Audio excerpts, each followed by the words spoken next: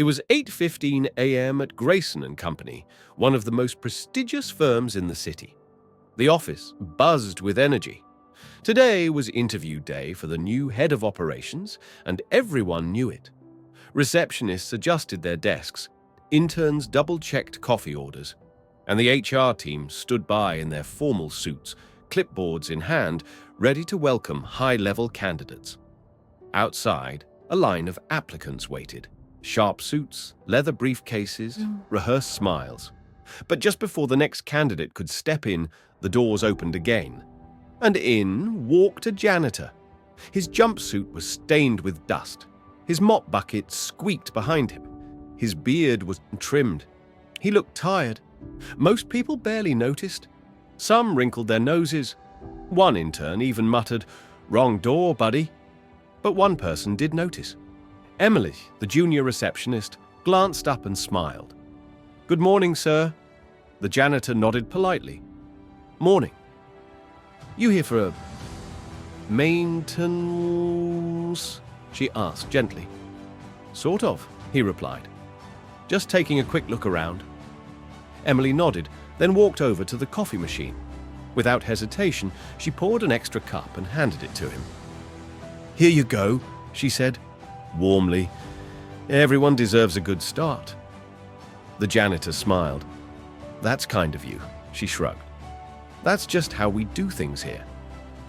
10 minutes later, the interviews began. One by one, candidates entered the glass meeting room. They spoke confidently about KPIs, logistics, and restructuring strategies. Each one flashed degrees and references. But something was missing. Meanwhile, the janitor had vanished. Emily went back to her desk. Others forgot about him, until the final candidate was announced. The door to the meeting room opened, and in walked the janitor. Gasps filled the hallway. The HR manager, confused, stood up. "Sir, I think you're..." The man raised a hand. "No need." He walked straight to the head of the table, took off his cap, and smiled. "My name is David Mercer. I'm the founder and CEO of Grayson and Company Silence." Pure silence. Some candidates shifted uncomfortably. Others looked pale. "I started this company with a mop in my hand," he continued. "Today, I walked in the same way I once did 25 years ago, as a janitor. Why?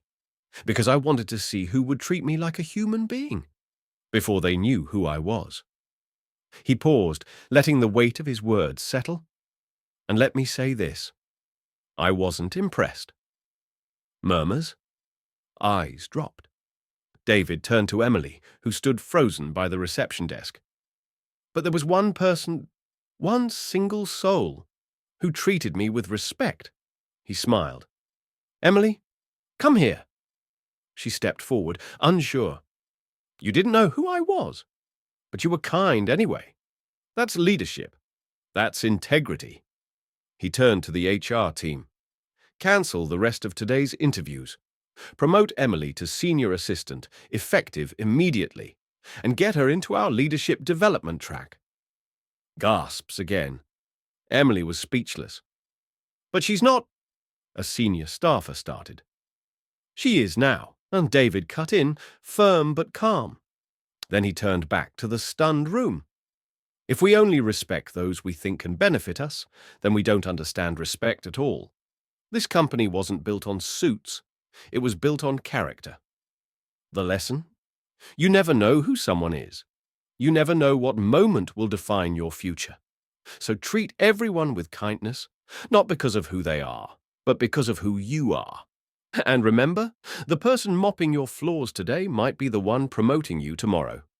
If this story moved you, don't forget to like, share, and subscribe for more powerful life lessons.